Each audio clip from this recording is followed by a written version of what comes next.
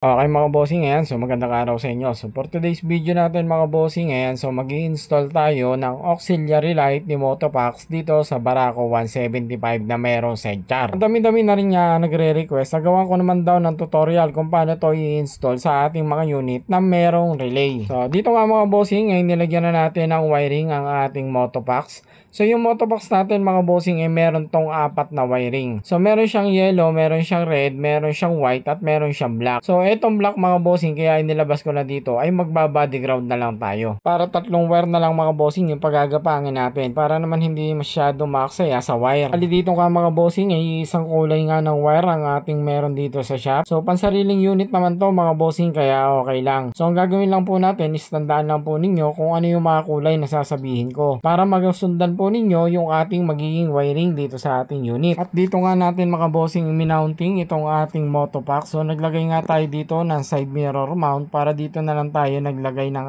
ating bracket ng ating auxiliary light. Parehas yan mga bossing magkabila doon sa ating mismong balas para naman na pantay pagka ginamit natin yung ating ilaw. Siyempre mga bossing bago natin umpisahan ng ating wiring ay aalamin muna natin kung alin ang main supply ng ating 3-way switch. So kung hindi nyo pa alam kung paano hanapin ang 3-way switch na ating common or your main supply ay ito tututuro ko sa inyo. So pag sinabi natin 3-way switch mga bossing, so ibig sabihin meron yan tatlong wire. So dyan sa tatlong wire na yan mga bossing ay meron di yung isa pong tinatawag natin common or main supply. So kung paano natin siya hahanapin is gagamitan natin ng test light at ng battery para malaman natin kung alin ang main supply. So ang gagawin natin dito muna mga bossing, kung hindi po ninyo alam kung alin ang inyong main supply, lagyan po muna ninyo ng supply ng positive yung isang wire. Alin man dyan sa tatlo ay lalagyan po ninyo ng positive. At kung paano po natin hahanapin ang positive ay yung test light po ang magsasabi kung alin ang main supply ng ating 3-way switch. Makikita nyo ka mga bossing, ang una nating nilagyan ay yung ating kulay brown. So switch muna natin yung ating 3-way switch ni Domino. Lagay natin sa negative ang ating test light, then tap natin alin man do sa dalawa na kulay wire ng ating 3-way switch ang ating positive ng ating test light. So kung makikita nyo umilaw mga bossing sa kulay blue. So isuswitch ulit natin siya sa pababa. Dapat ito mga bossing ay iilaw. Pero kung makikita nyo hindi po siya umilaw, ibig sabihin hindi po kulay brown ang main supply ng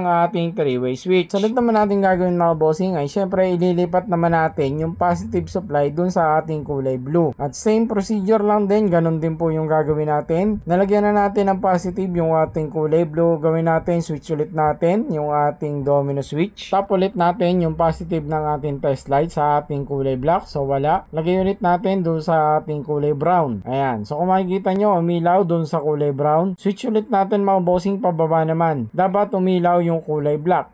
Okay. So kung makikita nyo mga bossing umilaw na sa kulay black, ibig sabihin ang main supply ng ating Domino 3-way switch ay kulay blue. At ganun lang mga bossing kung paano natin malalaman ang main supply ng ating 3-way switch. Tapos nga nating alamin kung alin ang main supply ng ating 3-way switch ay ito at umpisahan na natin yung ating pagwawiring. At dahil meron niyang part light itong ating Motopax, ito at naglagay tayo ng nakabukod na on-off switch. Ito yung magsisilbi nating switch para sa part light ng ating Motopax. So, diba sabi ko sa inyo kanina ay binukod ko nga yung kulay black na wire ng ating Motopax. Ito, tilalagay na natin siya dito sa body ground. Body ground na lang para makatipid naman tayo sa wire na pagagapangin natin papunta dito sa taas. Ganon din dito sa kabila mga bossing. Nakatap na sa body ground. Tapos nga nating mailagay sa body ground yung kulay black ng ating Motopax. Dito naman tayo mga bossing sa switch ng ating part light. Ito na nga mga bossing yung tatlong wire na pinagapang natin. So nilagyan ko na lang ito ng palatandaan kasi nga isang kulay yung ating wire na meron lang dito sa ating shop. Dito nga mga bossing ay kinuha ko yung kulay red wire ng ating Motopax at inilagay ko at tinap ko dito sa isang wire ng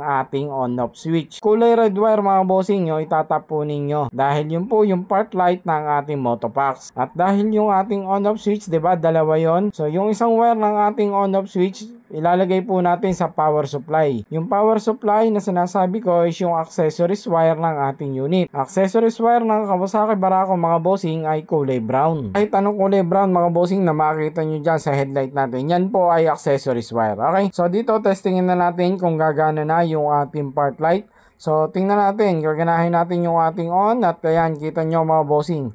gumana na yung ating part light ng ating Motopax gamit yung ating on-off switch. Natapos na nga natin yung ating part light. So punta naman tayo mga bossing doon sa yellow at white ng ating Motopax. So di ba meron tayong tatlong wire na pinagapang? So ito yung red mga bossing at ito naman yung dalawa na yellow at saka white. So sabi nga sa inyo, disregard nyo na lang yung kulay na nakikita nyo, pero yan po ay yellow at white ng ating Motopax. Yellow at white ng ating Motopax ay dito po natin itatap sa dalawang wire ng ating 3-way switch. So kung matatandaan nyo kanina, yung kulay blue is yung ating main supply. So mamaya itatap natin yan. So dito muna tayo sa black at brown. Doon po natin nilalagay yung kulay yellow at white ng ating Motopax papunta dito sa 3-way switch ng ating domino. Okay? So 3-way switch yan mga bossing at saka yung yellow at white. Tap lang po ninyo kahit magkabaliktad, okay lang. So depende na lang sa inyo yan kung alin yung gusto nyo maging high or yung maging yellow o yung maging low. So kung alin yung low, yun yung high, yung ganon. So, depende na lang. Pwede nyo pagbalik na rin yan, mga bossing. Tapos na natin itap yung 4 na wire ng ating Motopax. So, yung red dun sa ating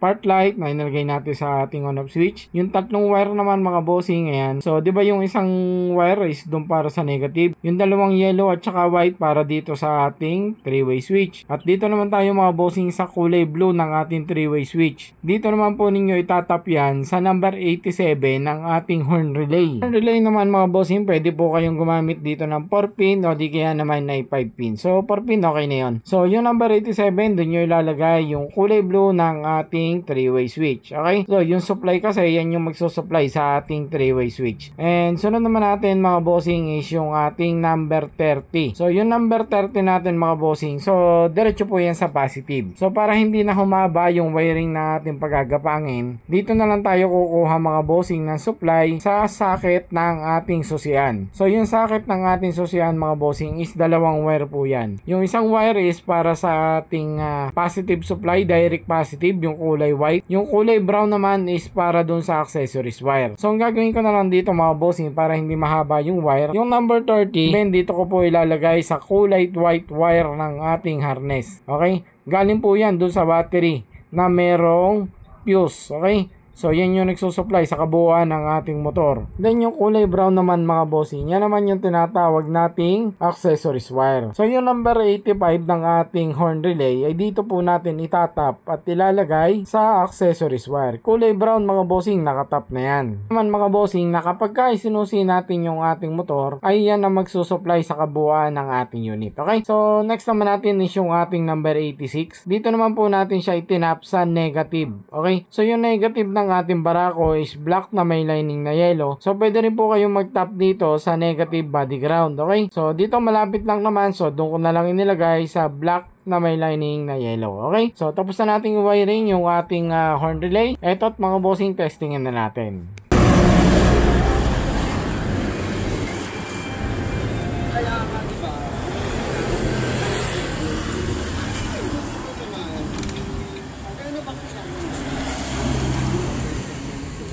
Kasi tingin ko wala nung makikita paano ko mga figure out niya sa kanyang sarili na gusto niya ito si Margo, kanyang best friend. Uminis na siya, ibig sabihin at least tinulungan niya rin yung sarili niya. Okay mga bossing, yan. So ganyan lang po tayo mag-wiring mga bossing para dito sa ating unit na Motopax. Okay? So kung nagustuhan nyo yung ganitong ilaw mga bossing, ayan, click nyo lang po yung ating yellow basket at to follow mga bossing yung ating light check para dito sa ating Motopax. Pero sigurado mga bossing talaga, napaka solid nito, napakaliwanag.